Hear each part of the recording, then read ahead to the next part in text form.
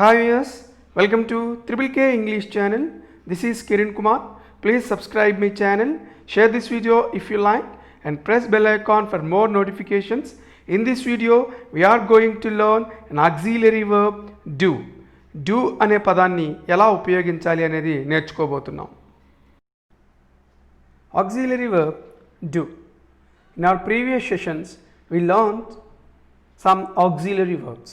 Previous sessionలో కొన్ని auxiliary verbs గురించి మనం తెలుసుకున్నాం. ఈ సెషన్లో డూ అనేటువంటి పదం గురించి తెలుసుకుందాం. It is used as a main verb and helping verb. Do is also used as a main verb and helping verb. So it is a primary auxiliary verb. ఈ డూ అనే పదం కూడా ప్రిన్సిపల్ వర్బ్గా అదేవిధంగా helping వర్బ్గా కూడా ఉపయోగించబడుతుంది. కాబట్టి దీన్ని primary auxiliary verb అని చెప్పుకుంటాం. It is used for the plural nouns and plural pronouns. ఈ డూ అనే పదాన్ని బహువచనములతో కూడినటువంటి నామవాచకముల ముందర, బహువచనములతో చెప్పబడేటువంటి సర్వనామముల ముందర మనము ఈ యొక్క డూ అనే పదాన్ని ఉపయోగిస్తాం. ఆ ప్లూరల్ ప్రనౌన్స్ ఏంటి అంటే ఐ, వి, యు, దే. ఈ నాలుగింటిని కూడా మనం ప్లూరల్ ప్రనౌన్స్ అని చెప్పుకుంటాం. Do as main verb. Now we are going to know how the word do is used as a main verb.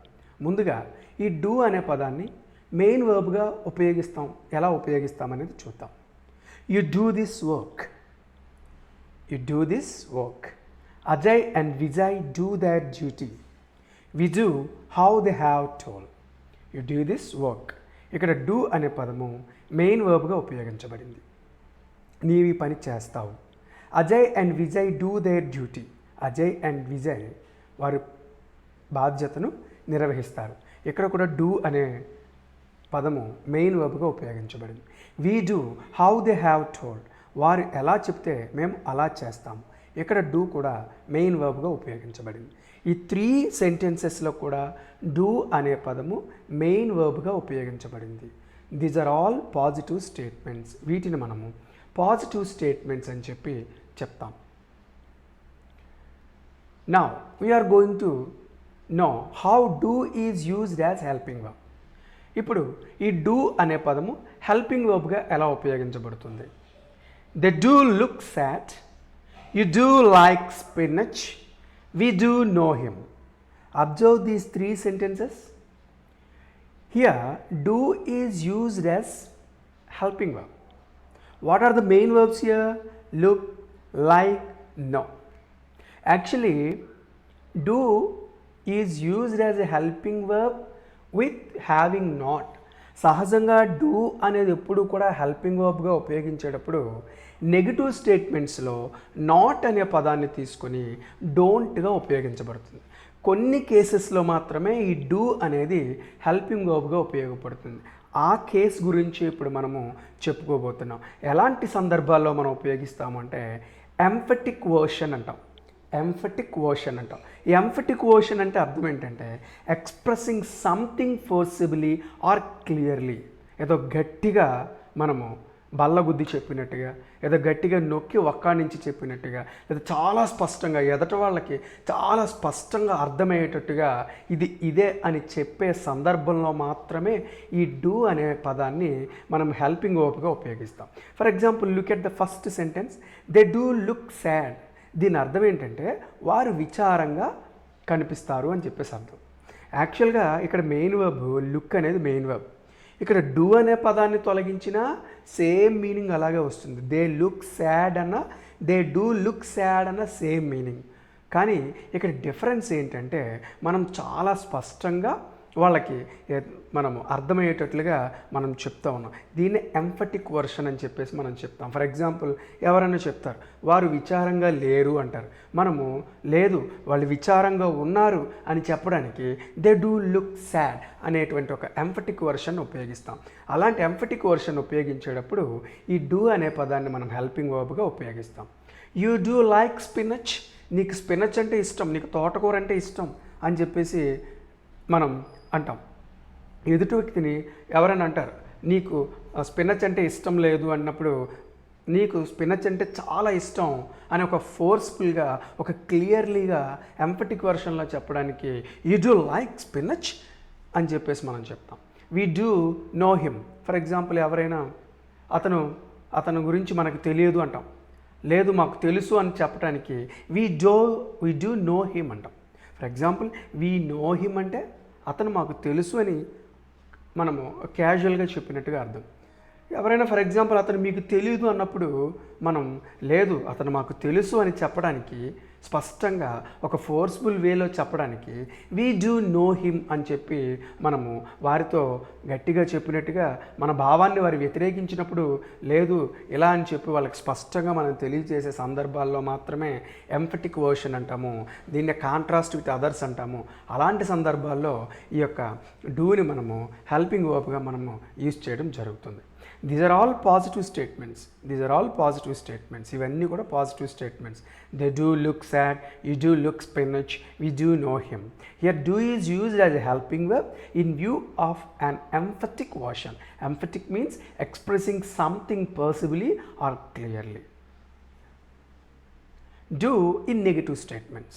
Now we are going to know how the word do is used in negative statements. Negative statementsలో do అనే వర్డ్ని ఎలా ఉపయోగిస్తాం? Varun and Saurav don't come here. Varun మరియు సౌరవ్ ఇక్కడికి రారు. ఇక్కడ don't అనేది helping verb. We don't play hockey. మేము హాకీ ఆడము.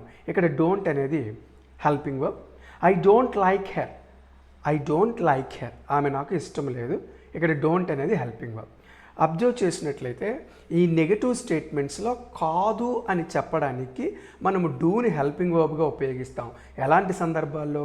సింపుల్ ప్రెజెంట్ స్టేట్మెంట్ అనేది సింపుల్ ప్రెజెంట్లో ఉన్నప్పుడు మనము హెల్పింగ్ వర్బ్గా డూని తీసుకోవడం జరుగుతుంది. ఈ నెగిటివ్ స్టేట్మెంట్ కాబట్టి నాట్ అనే వర్డ్ని డూకి యాడ్ చేసి డోంట్ అని చెప్పి మనం చెప్పడం జరుగుతుంది. It is used as a helping verb. ఇక్కడ డూ అనేది నాట్ అనే పదాన్ని తీసుకొని హెల్పింగ్ వర్బ్గా ఉపయోగించబడింది. When statements of simple present tense are changed into negative statements. కొన్ని సందర్భాల్లో సింపుల్ ప్రెజెంట్ పాజిటివ్ స్టేట్మెంట్లో ఉన్నటువంటి సింపుల్ ప్రెజెంట్ స్టేట్మెంట్లు నెగిటివ్లో చేంజ్ చేయాల్సి వస్తుంది. అలాంటప్పుడు డూ అనే పదాన్ని మనము తీసుకోవడం జరుగుతుంది. ఆ నెగిటివ్ స్టేట్మెంట్ కావాలి కాబట్టి నాట్ అనే వర్డ్ని మనం ఇక్కడ యాడ్ చేయాల్సి ఉంటుంది. Actually Varun and Saurav come here, ఇది పాజిటివ్ స్టేట్మెంట్. దీన్ని నెగిటివ్లోకి చేంజ్ చేయాలంటే డోంట్ అనేటువంటి హెల్పింగ్ వర్బ్ని తీసుకోవాలి. వీ ప్లే హాకీ, దీన్ని మనం నెగిటివ్ స్టేట్మెంట్లోకి చేంజ్ చేయాలంటే డోంట్ ప్లే అనాలి. ఐ లైక్ హెర్, దీన్ని నెగిటివ్ స్టేట్మెంట్లోకి చేంజ్ చేయాలంటే I don't like her.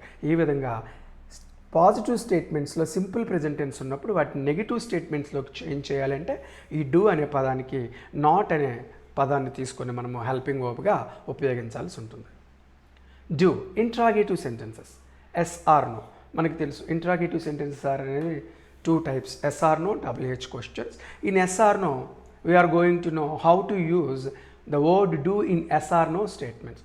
Yes or no స్టేట్మెంట్స్లో డూ అనే పదాన్ని ఎలా ఉపయోగిస్తామనేది చూద్దాం. Do they like to come here. Here do is used as a helping verb. Do you eat fish. Third one, do these bees extract nectar from those flowers? Do is used as a helping verb. Fourth one, don't you know how to drive? Don't, here it is a helping verb. Next, don't they conduct an exam? Here don't is used as a helping verb. Observe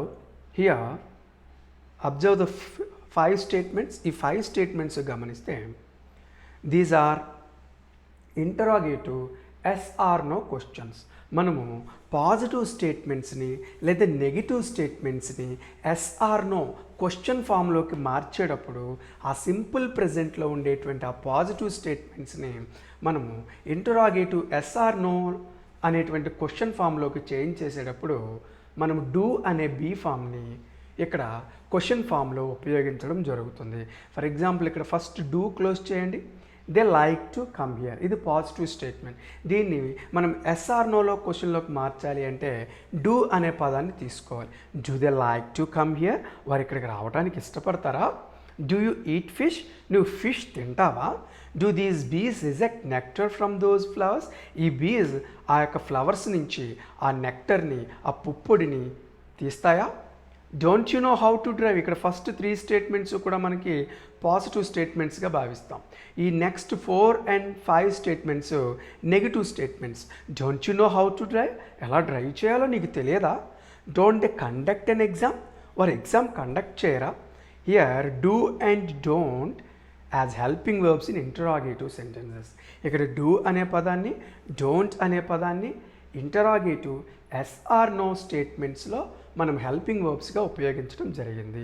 మనము simple present, positive statement simple ప్రెజెంట్లో ఉన్నప్పుడు దాన్ని interrogative SR నోలోకి change చేయాలి అంటే do అనే పదాన్ని plural be ఫామ్గా, plural noun లేదా plural pronoun వచ్చినప్పుడు డూ అనే పదాన్ని మనం క్వశ్చన్ ఫామ్లో ఉపయోగించడం జరుగుతుంది.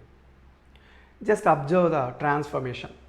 మనం గతంలోలాగా ఒక పాజిటివ్ ఇచ్చినప్పుడు నెగిటివ్లోకి ఏ విధంగా చేంజ్ చేయాలి, లేదా ఒక పాజిటివ్ స్టేట్మెంట్ని ఎస్ఆర్ నోలోకి ఏ విధంగా చేంజ్ చేయాలి అనేది డూ అనే పదం ఉపయోగించి అలాగనేది చూద్దాం. Those members do it, do is main verb. Those members don't do it, negative statement, don't is helping verb. Do those members do it, here S R no question, do, first do is used as helping verb.